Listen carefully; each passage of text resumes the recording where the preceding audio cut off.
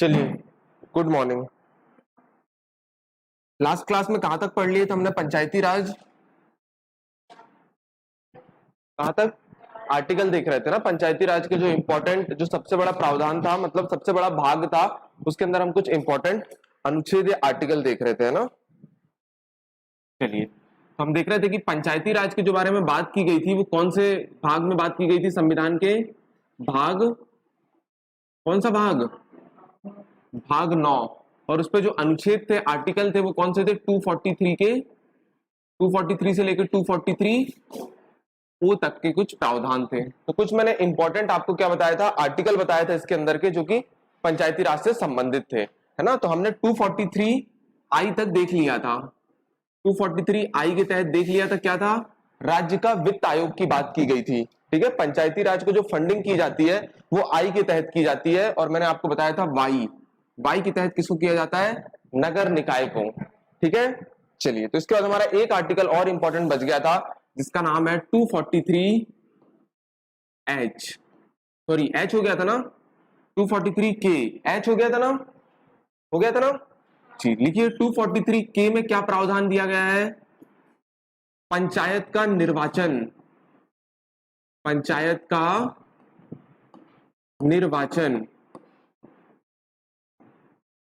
Election of panchayat, ठीक है, election of panchayat.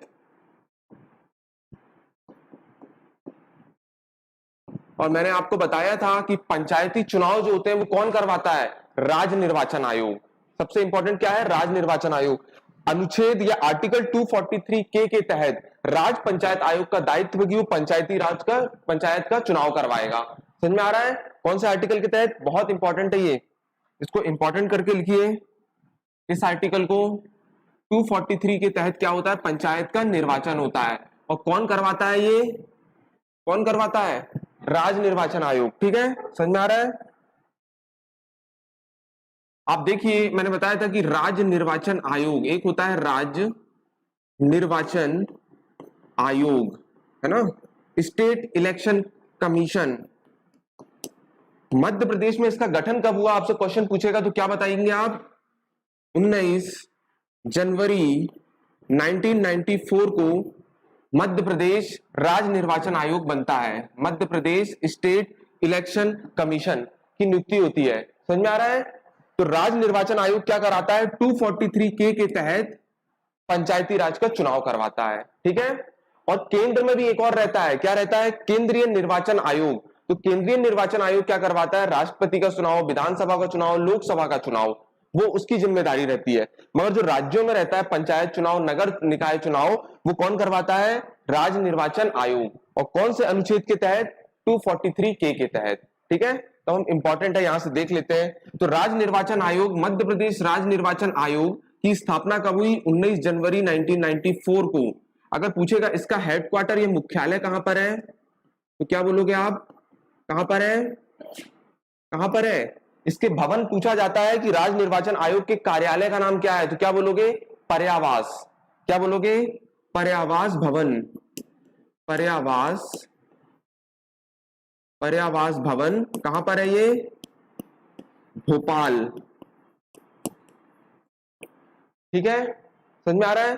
और अभी मुझे बताइए, वर्तमान में मध्य प्रदेश राज्य निर्वाचन आयोग के अध्यक्ष कौन है? कौन है?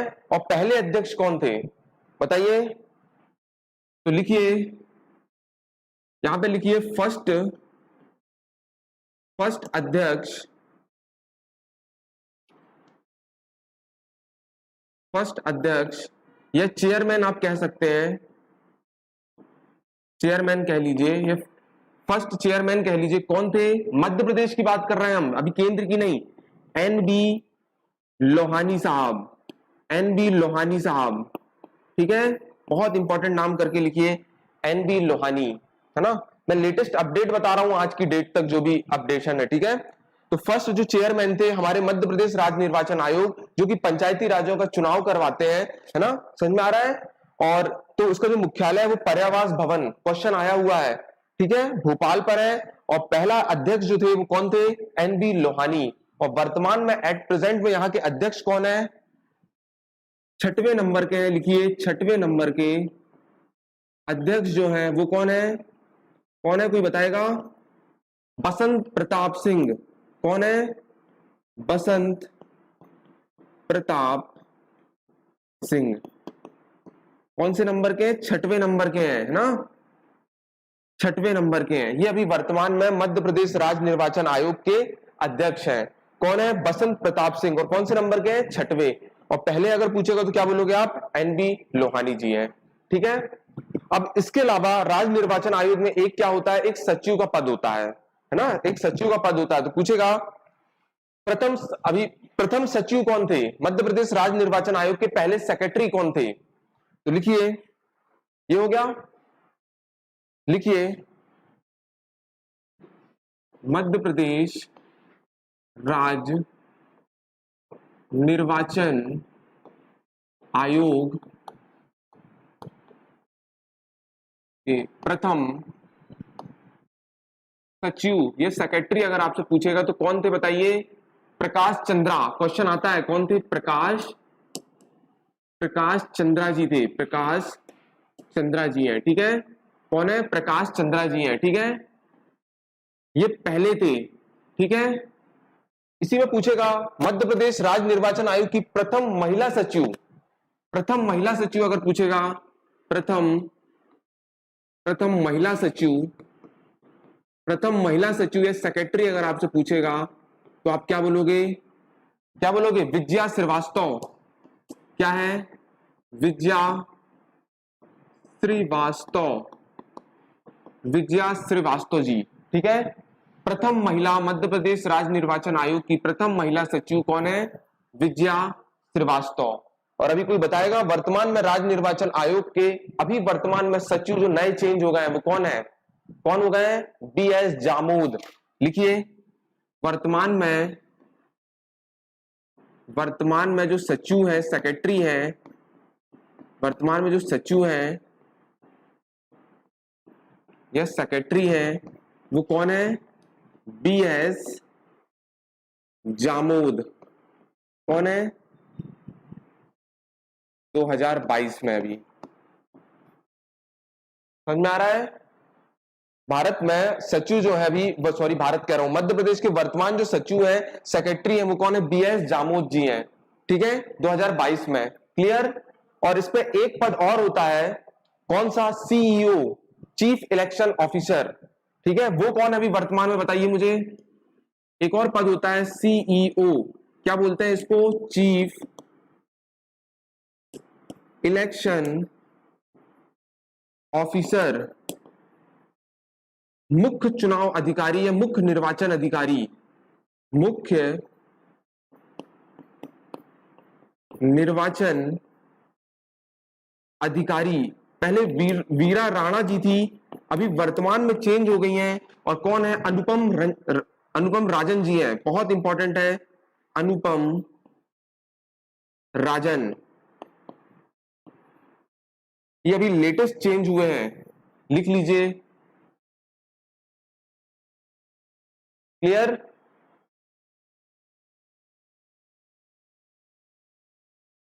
कौन है मुख्य निर्वाचन अधिकारी मध्य प्रदेश की? तो अनुपम राजन। लेटेस्ट बता रहा हूं आपको, है ना, 2022 का। क्लियर, समझ में आया? तो ये हमने बात कर ली किसकी? मध्य प्रदेश राज्य निर्वाचन आयोग, जो कि पंचायती राज्यों का चुनाव करवाता है 243 के तहत। अगर आपसे पहले पूछेंगे कि पहले चेयरमैन कौन थे तो क्या बोलोगे? एनबी लोहानी जी। वर्तमान में पूछेंगे तो 6वें नंबर के कौन है? बसंत प्रताप सिंह। ठीक है। फिर वहां पे क्या एक सचिव होते हैं, तो प्रथम सचिव अगर पूछेंगे तो प्रकाश चंद्रा जी थे।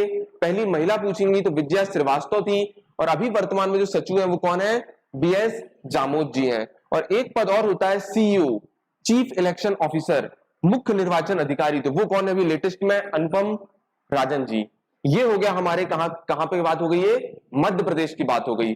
अब चुनाव बहुत इंपॉर्टेंट है, मतलब इलेक्शन आयोग जो होता है वो केंद्र में भी होता है। तो हम एक बार केंद्र का भी देख लेते हैं, क्योंकि वहां भी चेंजेस आए हैं। ठीक है, वहां अध्यक्ष क्या हो गए? नए चेंज हो गए हैं। ठीक है, तो लिखिए,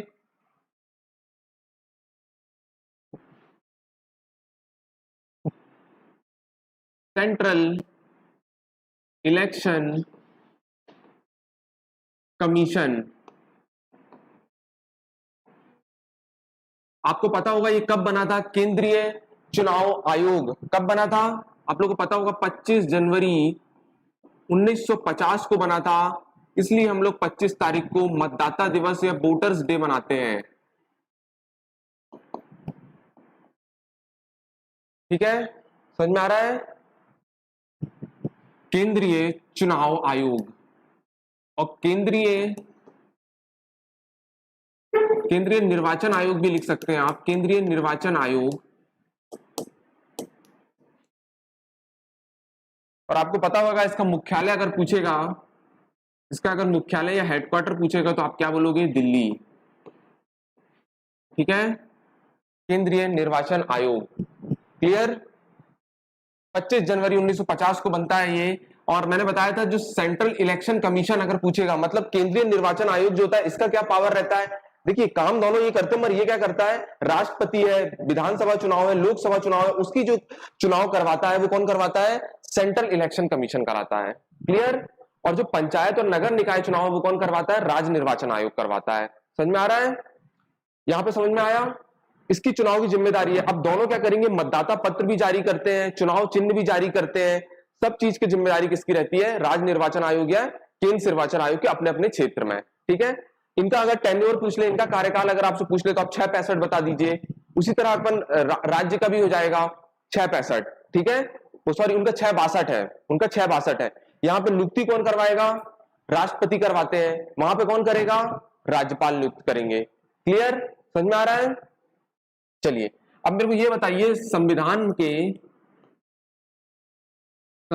के भाग 14 या भाग 14 में चुनाव के बारे में, इलेक्शन के बारे में बताया गया है। सॉरी 14 नहीं, 15 है ना, भाग 15 में, भाग 15 में चुनाव या इलेक्शन के बारे में बताया गया है।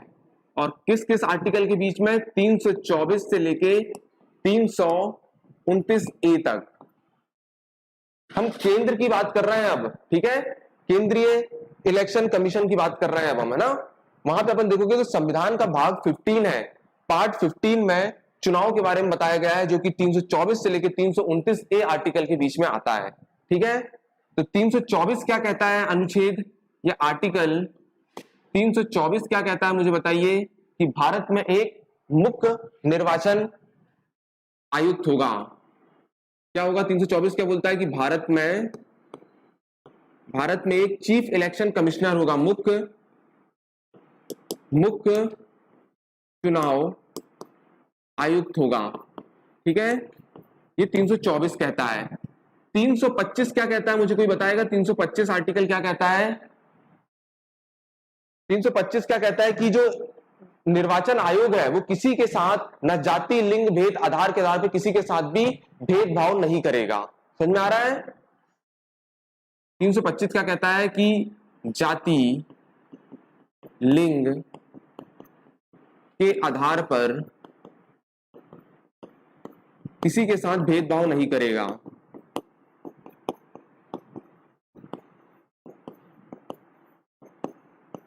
नहीं करेगा। ठीक है, समझ में आ रहा है? 325 और 326 जो बहुत इंपॉर्टेंट आर्टिकल है, जिसके तहत आपको मत देने का अधिकार है। वोटर आपको मत देने का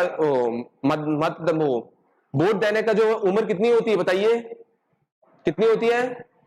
18। 1989 में एक 61 संविधान संशोधन आया था ना, मैंने पढ़ाया था आपको। उसके तहत जो उम्र क्या करी थी, रिड्यूस कर दी गई थी। 21 थी तो 21 से 18 कर दी गई है। तो अब वोट देने का जो होती है वो एज कितनी होती है, 18 वर्ष। तो 326 जो कहता है वो क्या कहता है, एडल्ट सफरेज।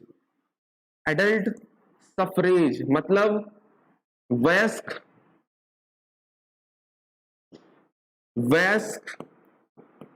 मत अधिकार। आप इसी के तहत अपना वोटिंग देते हो। 326 आपको पावर देता है कि आप वोटिंग करते हैं 326 के तहत। समझ में आ रहा है? 327 क्या कहता है कि चुनाव संबंधित कोई भी नियम संसद बना सकती है, पार्लियामेंट बना सकती है। ठीक है,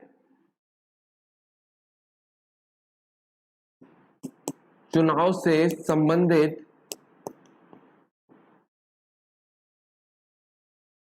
संबंधित कोई भी नियम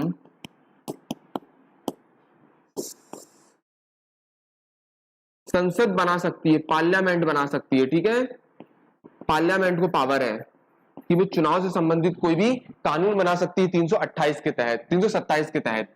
और 328 के तहत चुनाव से संबंधित कोई भी नियम कौन बना सकती है? विधानसभा,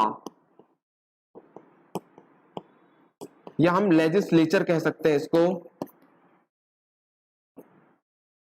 ठीक है, समझ में आ रहा है। और 329 क्या कहलाता है? 329 कहता है कि चुनाव के संबंधित कोई भी चीज में न्यायालय का हस्तक्षेप नहीं होगा।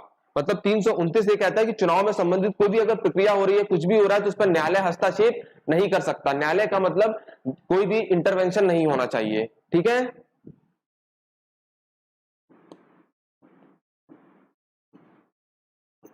कोई भी हस्तक्षेप नहीं होगा।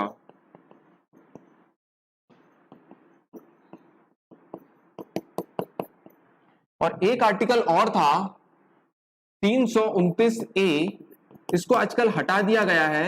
ये एक प्रावधान था पहले, इस प्रावधान में ये था कि जो केंद्रीय निर्वाचन आयोग है, प्रधानमंत्री और लोकसभा, जो प्रधानमंत्री जो होता है मतलब पीएम का जो चुनाव होता है, और जो लोकसभा का अध्यक्ष स्पीकर का चुनाव होता है, उस पर कुछ विशेष प्रोविजन, ये विशेष माने स्पेशल प्रोविजन, ये विशेष उपबंध बना सकती है, ठीक है। तो ये 329 ए में था।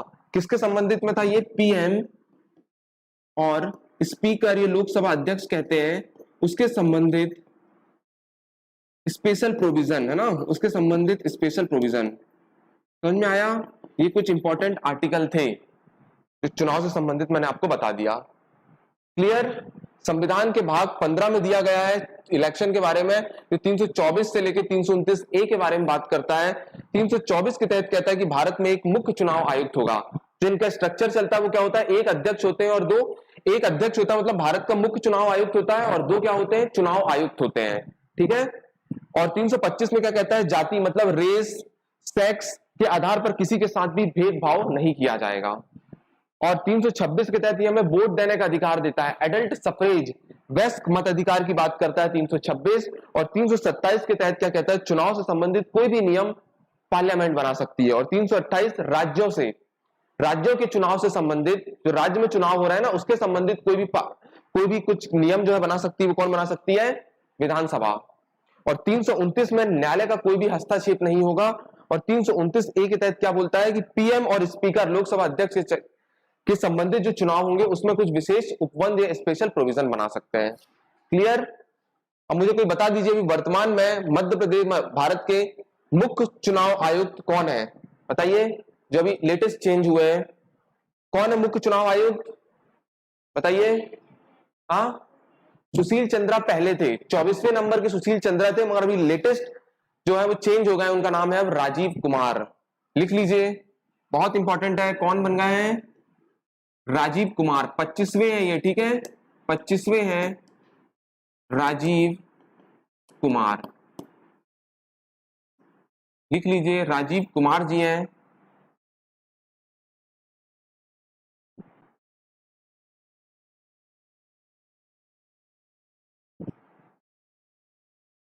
क्लियर? किसी को कोई डाउट आ गया समझ में? सारे आर्टिकल हो गए क्लियर? चलिए, तो ये हमारा क्या था, हमने शुरुआत की थी 243 के तहत, वहां पे पंचायत के निर्वाचन की बात की गई थी। क्लियर? सारे आर्टिकल यहां तक सबको क्लियर है? मैंने आपको इसके साथ, और इसकी जो एज होती है वो 665 होता है इसका टेन्योर। और कौन इसकी नियुक्ति करता है? राष्ट्रपति। और वहां कौन करेगा? राज्यपाल, स्टेट में। ठीक है, समझ में आ रहा है? चलिए, अब लिखिए, अब कुछ योजनाएं चली थी पंचायत से संबंधित। एक लिखिए, 26 जनवरी 2001 को एक योजना आई थी, दो योजना आई थी वैसे। एक आई थी ग्राम न्यायालय व्यवस्था आई थी, ग्राम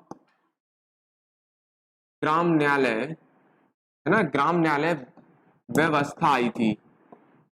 ये क्या आई थी? गांव में न्याय को स्थापित करने के लिए एक योजना आई थी राज्य सरकार की, मतलब मध्य प्रदेश में आई थी ग्राम न्यायालय व्यवस्था। और जब ग्राम न्यायालय व्यवस्था जो आई थी, ये कब आई थी? 26 जनवरी 2001 को आई थी। और ये न्यायालय को, गांव तक न्यायालय में एक स्थापना, मतलब वहां के लोगों का जल्दी जल्दी निराकरण हो जाए और उनको न्याय मिल सके, उसके लिए योजना की स्थापना की गई थी। ठीक है, कब की गई थी? 2001 में। तो इसके तहत 2003 में नीमच में झातला नाम की जगह है, वहां से इसकी शुरुआत होती है। नीमच में झातला, ठीक है। और 2009 में भोपाल में एक जगह है बैरसिया, वहां से इसकी शुरुआत होती है। अब ये बताइए, तो क्वेश्चन पूछेगा कि ग्राम न्यायालय व्यवस्था की शुरुआत तो 2001 में हुई थी, मगर 2003 में इसकी शुरुआत नीमच झातला से होती है, मगर इसकी शुरुआत की थी वो कौन की थी? राज्य सरकार। कौन की थी? राज्य सरकार। और ये जो किया था भोपाल में बैरसिया में, ये कौन किया था? केंद्र सरकार के द्वारा शुरुआत हुई थी, ठीक है।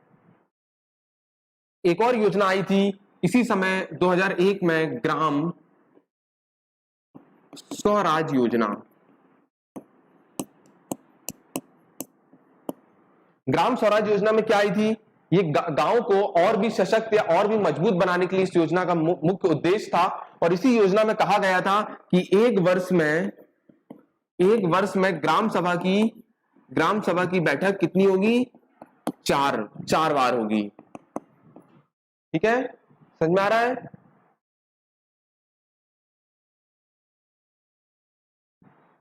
एक वर्ष में ग्राम सभा की बैठक 4 बार होगी।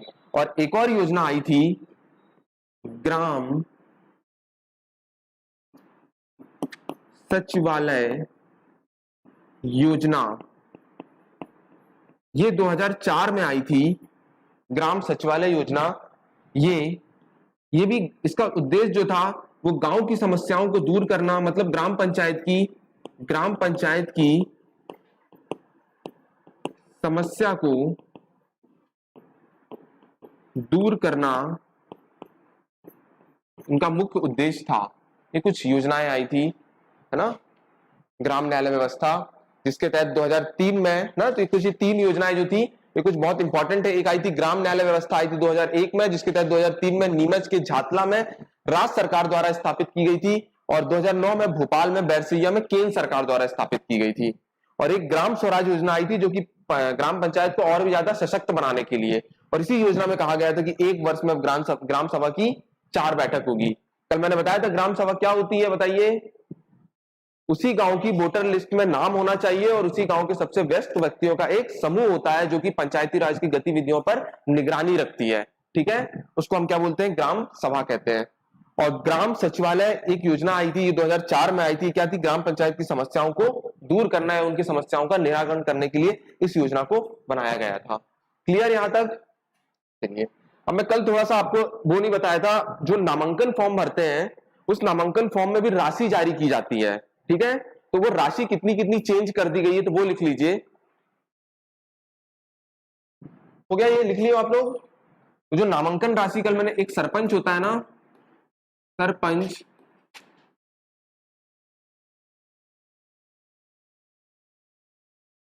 पंच होता है एक पंच के लिए जो नामांकन राशि, जब हम फॉर्म भरने जाते हैं तो एक सिक्योरिटी देना पड़ता है। जैसे राष्ट्रपति 15,000 रुपए जमा करते हैं, वैसे ही महापौर के लिए भी चेंज हो गई है। ये लेटेस्ट अपडेट बता रहा हूं, तो आपसे पूछ ना ले, तो ये राशि लिख लीजिए, जो नामांकन राशि करके लिखिए यहाँ पे, नामांकन राशि, नामांकन, ये नॉमिनीज कहते हैं नामांकन राशि। अगर पंच की बात करें हम, तो पंच के लिए 400 रुपए, सरपंच के लिए 2,000 रुपए। इसके बाद हमने क्या पढ़ा था? जनपद के लिए 4,000 रुपए। और क्या पढ़ा था? जिला पंचायत अध्यक्ष, जिला पंचायत के लिए